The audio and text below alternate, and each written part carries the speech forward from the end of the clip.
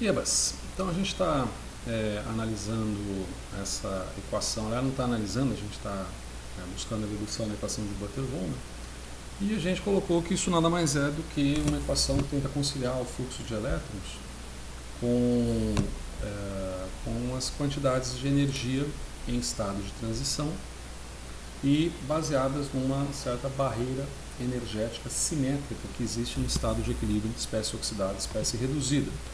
Barreira essa que pode possuir um parâmetro, a ela pode ter associado um parâmetro que é chamado coeficiente de transferência de carga, que é o alfa, que tem um valor de meio quando você está exatamente em estado de equilíbrio, e quando você se distancia desse, eu não sei como é que eu vou representar, senão vai parecer aqui uma arte marcial.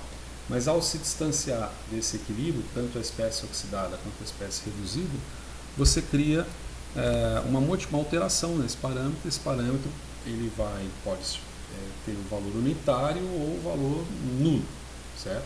É claro que quando você encontra expressões, publicações científicas em que esse valor pode ter um valor acima da unidade, isso está relacionado a mais de 1 mol de elétrons por mol de espécie reativa ali, oxidada ou reduzida, tá bem?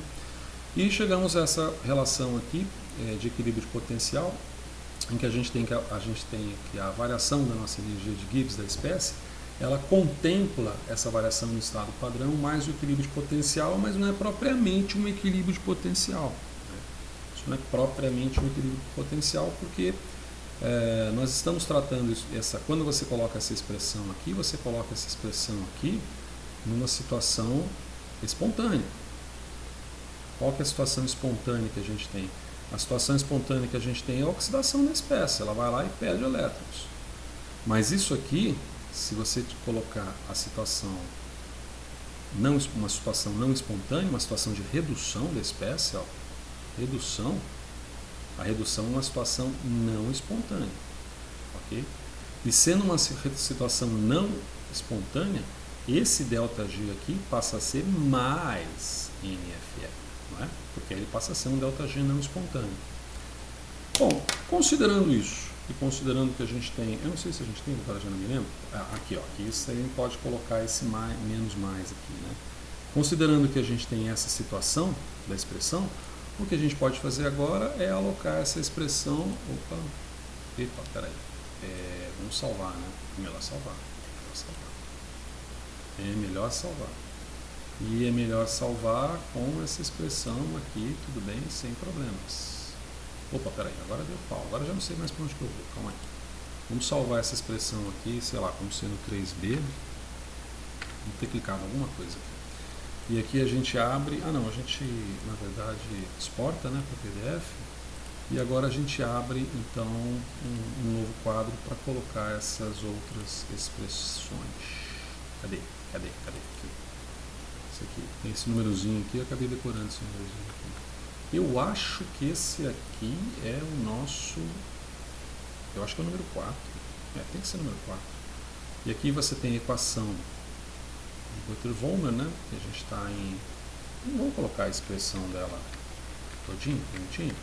A gente coloca aqui, ó, equação de Butler-Volmer. Beleza? E então nós chegamos a essa conclusão. Que conclusão? A conclusão que a gente tem um ΔG.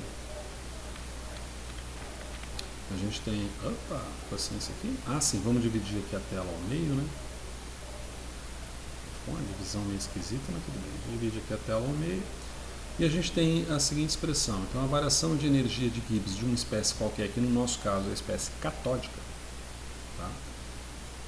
Ela vai representar essa variação de energia no estado de transição padrão mais o meu parâmetro alfa. Meu parâmetro alfa NFE. Ok?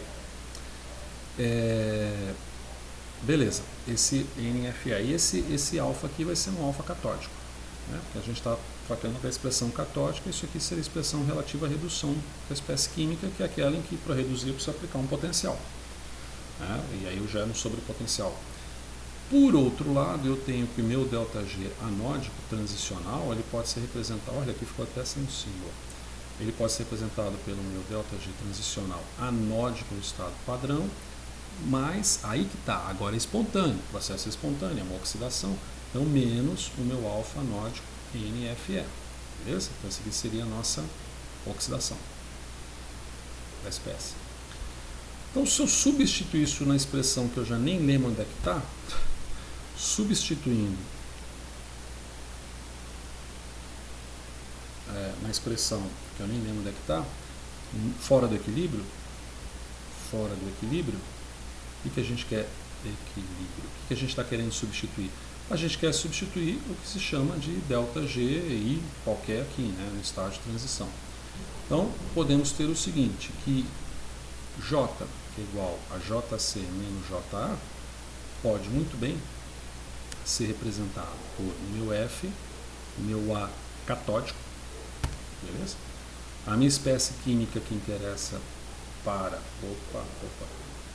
A minha espécie química que me interessa para, como é catódico, para reduzir, que é a espécie oxidada, a concentração dela, vezes E elevado a esse menos ΔGzinho aqui, todo balizado já. Então eu vou ter essa situaçãozinha como sendo, vamos para cá, ΔG catódico, estado padrão, mais alfa catódico NFE, certo? Sobre RT, menos a corrente fluxo anódico, ou seja, FAA, concentração reduzida, é menos ΔG anódico padrão, menos o meu alfa A, porque é espontâneo, né? Espontâneo. Então, menos o meu alfazinho anódico em FE. Beleza? Então, aqui você tem uma outra expressão que é bem gordinha, né? Bem gorda, mas é uma expressão que representa... Eu não sei que número que é a expressão não, cara. Eu realmente não sei que número que é essa expressão aqui. A gente pode até abrir lá para ver qual que é o número. Qual que é o 3 aqui, ó. Ah, meu Deus, ele vai querer fazer isso. Não quero fazer isso agora, não. Acho que eu não vou fazer isso agora, não. Vou deixar isso quieto.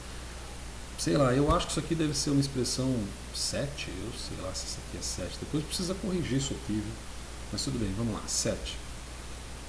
Então, novamente eu tenho aqui nada mais nada menos do que o meu JC e aqui nada mais nada menos do que o meu JA, né? Fluxo catódico, fluxo anódico. Agora a gente pode pensar o seguinte, ó, em vez da gente ter um alfa, agora, ao invés de se pensar, vamos colocar de se pensar em um alfa catódico e um alfa anódico, por que a gente não pensa o seguinte, ó, como alfa tem que ser maior ou menor do que 0 e maior ou menor do que 1, isso para um elétron, esse alfa está parecendo 2, né, alfa, isso aqui para transferência de um elétron. Então a gente pode muito bem chamar, por exemplo, que o meu alfa C a gente chama ele de alfa, e o meu alfa A a gente pode chamar ele de 1 menos alfa, certo? Se você somar 1 menos alfa mais alfa é igual a 1. Então a gente pode ter, por uma questão de convenção, atribuir um parâmetro, único, né? Esse parâmetro único aqui, de coeficiente de transferência de carga, que não fira ou não acresça uma identidade ainda maior nos parâmetros. Vou colocar aqui como sendo alfa. Então, se a gente considerar desse jeitinho aqui, tá certo? A gente pode considerar desse jeitinho. Então, vamos fazer assim. Então, J, que é igual a JC menos JA, vai ficar desse jeito, ó. J, já vou fazer direto, ó, A, F, A, catódico, O, E, menos, ΔG, estado de transição, estado de transição, catódico, estado padrão, mais alfa. Só alfa. Somente alfa. Alfa em FE, fecha aqui, sobre RT, menos, como diria o outro, menos, é elevado a é elevado mais nada. Não, é menos F vezes A anódico, é o fator pré-exponencial anódico, concentração material reduzido, menos delta G, estado de transição anódico padrão, menos, né, em vez de ser alfa, a gente substitui, então a gente coloca 1 menos alfa. N, F, E, deu. E aqui a gente sobre RT, ó, até ficou um pedaço do outro lado, tá certo? Essa é uma expressão considerável, né? Vamos colocar essa expressão considerável também aqui, ó. A gente pode fechar a bichinha também aqui, vamos chamar essa bichinha aqui de 8. Nossa, se aquele é a 7, essa aí tem que ser a 8, né? Só não sei se isso aqui está certo. Agora a gente pode pensar o seguinte. Agora, para simplificar, é bom simplificar, né? Porque uma expressão desse jeito é melhor simplificar. A gente pode chamar um Fzinho minúsculo como sendo um F sobre RT, tá certo? Simplificar não, né? Simplificar. Simplificar. Por quê? Porque F é a constante de Faraday, é um número fixo. R é a constante geral dos gases e gás, é um número fixo. T é a temperatura, que no teu experimento é um número fixo. Né? Então eu posso ter aqui um Fzinho, um F que faz o cômputo da temperatura. Normalmente esse F é alocado para 25 graus, né? Então isso aqui dá um número cabalístico, aí você faz 96.485 dividido por 95.485 dividido por 8,314 vezes 298, você vai ver que você chega num número cabalístico aí, né? Se eu simplificar, então agora, vamos considerar assim, ó, 1. Para simplificar, F eu coloco desse jeito, e 2. Ao invés de se trabalhar, com E, que é o potencial absoluto que vai variar para cá, né? Absoluto, que vai variar em diversas condições, ao invés de trabalhar com isso, trabalhemos com eta, sobrepotencial, porque aí o sobrepotencial é um número mais relativo e mais generalizado. Vou até colocar aqui, ó, mais generalizado.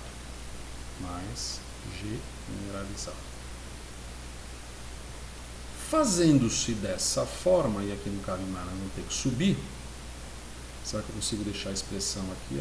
Até que eu consigo deixar a expressão aqui para vocês não se perderem. Mentira, para que eu não me perca mesmo no quadro aqui. Então a gente pode dizer que esse J vai ser igual a F, AC, concentração de O, vezes E elevado a menos delta G do estado de transição CO sobre RT, que aí eu tenho que manter o RT, porque o RT está dividindo para todo mundo, né? Sobre RT, vezes o E, que multiplica alfa, como o menos estava lá, então eu tenho que ficar menos alfa, né? Menos alfa N F, em vez de ter RT, etc e tal, eu só venho o eta para cá, beleza? E isso aqui eu subtraio, obviamente, do outro. Nossa, será que a cadeia vai ficar feio aqui? Não vai? Vai ficar feio. Ela vai colocar aqui para baixo, então, né? Eu não consigo pegar isso aqui e jogar para lá. Vou colocar isso aqui para baixo, não tem problema. Menos o meu F A anódico, composto reduzido, vezes E elevado a menos delta G papum, sobre RT. Esse papum não é papum não, porque na verdade eu tenho que dar um nomezinho para ele. Então é um delta G anódico, estado padrão transicional sobre RT. Cuidado que sempre pode parecer, aí ó, quer consertar, acaba piorando, né? Isso aqui é um anódico, isso aqui é uma bolinha dizendo que é o estado padrão. De novo, ficou feio. Vou tentar fazer aqui uma bolinha estado padrão sobre RT. Eu tenho aqui um menos, né? Aqui eu tenho um menos com menos mais, então eu vou ter vezes E elevado a 1 menos alfa N F N. Esse N aqui está representando o número de elétrons, esse alfa aqui, ele tem essa variação, sendo de 0 para 1 elétron. Mas tudo bem. Isso aqui ficou feio pra caramba, então vou fazer esse aqui um pouco diferente. Diferente não, só repetir isso aqui, ó. N, F, eta. Tamanho expressão, né? Tamanho expressão. O que a gente fez aqui, ó? Talvez não tenha ficado muito claro, mas o que a gente fez aqui foi o seguinte, ó. E elevado a x mais y é igual a E elevado a x vezes E elevado a y. É a mesma base, né? Então não tem problema. Não é nem de logaritmo isso aqui, né? Isso aqui é uma propriedade, não é nem uma propriedade exponencial, é uma propriedade comum de bases, né? Bom, dito desse jeito, a gente tem essa expressão desse tamanho. Agora, no equilíbrio, a gente está tratando do que acontece fora do equilíbrio.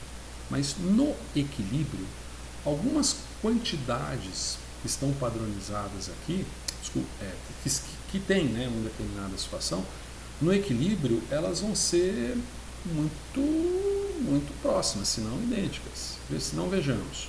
No estado de equilíbrio, eu posso ter o seguinte: o meu fator pré-exponencial catódico vai ser o fator pré-exponencial anódico. Por quê? No equilíbrio, desculpando aí a arte marcial, você tem aquele quadro de barreira energética em que você tem uma simetria da barreira, tanto para o estado oxidado para reduzido, quanto para o estado reduzido para o oxidado. Tá certo? Então o fator pré-exponencial pode ser o mesmo. Como da mesma forma, a concentração das espécies, no equilíbrio, a concentração das espécies ela vai se equilibrar, entre aspas, né? Como se isso não bastasse, a minha variação de energia no estado transicional de qualquer espécie, estando no estado padrão e no equilíbrio, ela também vai se nivelar. Tá? E como se não bastasse, como se fosse algo que a gente colocou na videoaula inicial ali, dessa história de Butter-Volmer, a minha constante catódica, cinética, ela também se equilibra à minha constante anódica, porque aí a troca está sendo a mesma, né? O que entra para o seio da solução, o que entra para a solução, e o que da solução sai como carga. Você tem um equilíbrio ali. Isso, inclusive, é chamado pelos autores, isso é chamado nos livros textos de K0. Tá? Isso aqui é chamado coeficiente de heterogeneidade padrão. Por que heterogeneidade? Porque o que acontece no seio da solução, o que acontece em Texas fica em Texas.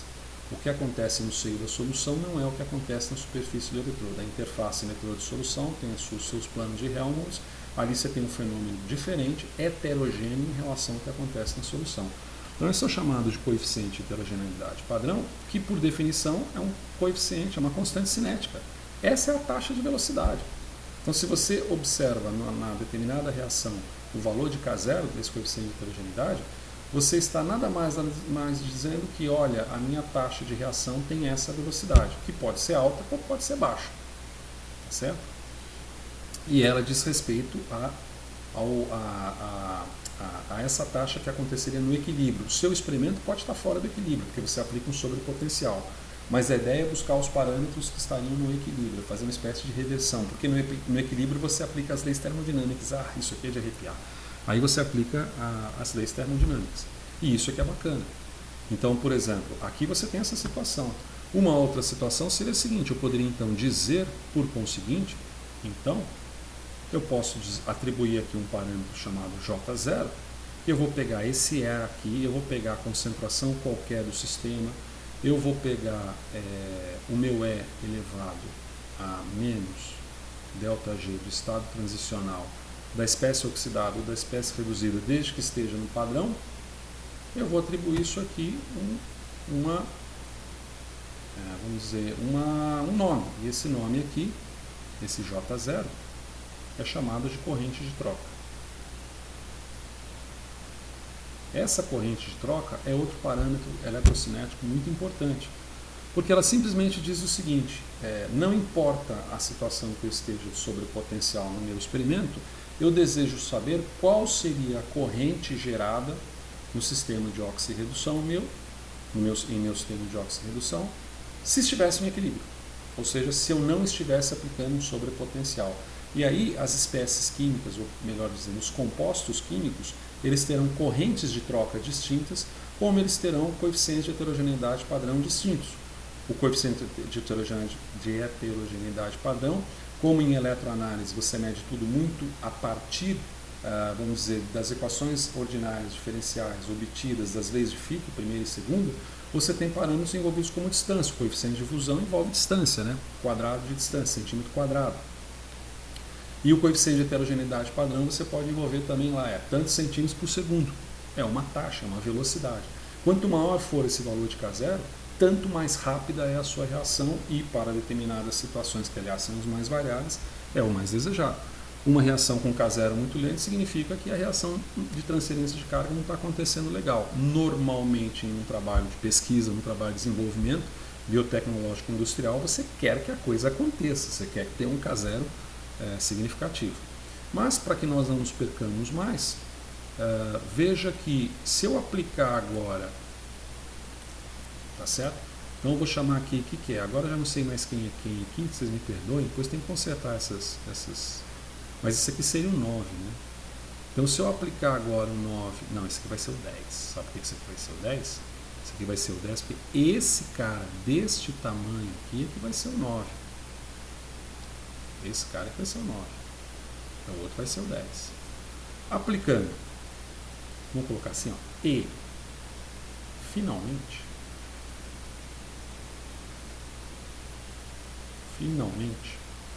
aplicando, inserindo.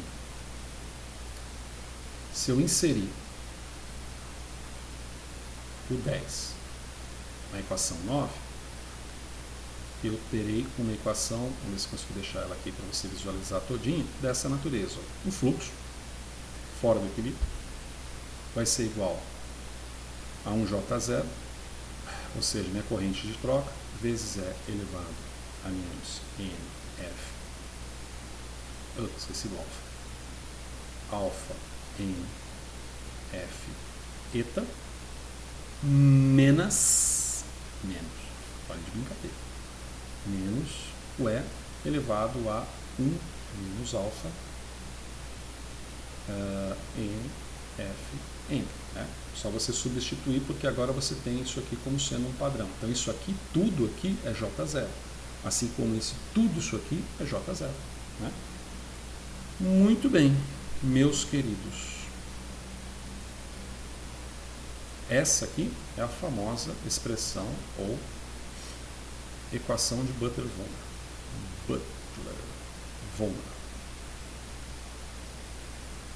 Tá certo? Que é a equação de cinética eletroquímica em eletroanálise eletrocinética, talvez a mais importante de todas, porque ela conversa, essa expressão ela conversa sobre o momento de sobrepotencial, por que não colocar isso, né? O momento de sobrepotencial que você tem a expressão catódica e o momento que você tem a expressão anódica. E veja que esses momentos catódicos e anódicos, eles são o videogame do nerd eletroanalista por trás do painel de instrumentos de um potenciostato. Porque o potenciostato, você aperta um botão e ele vai para uma corrente mais anódica, você aperta um outro botão e ele vai para uma corrente mais catódica. Então você consegue modular essa expressão. Você modula de tal maneira que se essa expressão tender a um aspecto mais definitivamente anódico, um aspecto definitivamente catódico, você consegue observar essa expressão de uma outra forma, que é a forma da qual se deduz as relações de Tafel, ou a equação de Tafel, que é o assunto que a gente vai debater logo a seguir, tá bem? Que é muito empregado em corrosão química, por exemplo. Empregado em tudo, aliás, de passagem, tá bem? Muito obrigado.